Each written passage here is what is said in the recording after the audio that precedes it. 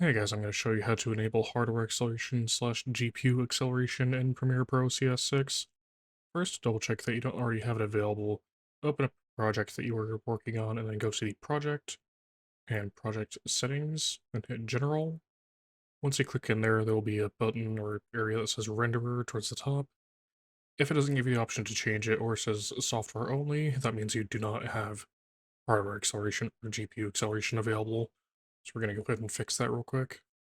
Now, the fastest way to fix this is going to be to open up your File Explorer, go to wherever your installation folder is. So in my case, you're going to go to this PC, local disk, program files, Adobe, Adobe Photoshop CS6, sorry, not Photoshop, Premiere Pro CS6. Then we're going to go down to the CUDA supported cards.txt, and we're just going to simply delete that file. Now we're going to go ahead and close Premiere, reopen Premiere, and also reopen whatever projects you are working on.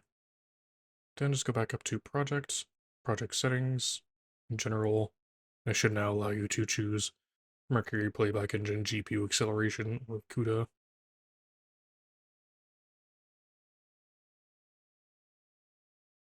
Now the reason this works is because the app tries to look through the file that we looked at earlier, and it tries to find your GPU in the list of GPUs supported. Well, if you delete that file, it no longer has a list to look through, so it defaults to allowing every single GPU to be used for the hardware acceleration or GPU acceleration. Hey, if you enjoyed the tutorial, make sure to like, comment, and subscribe to help the channel.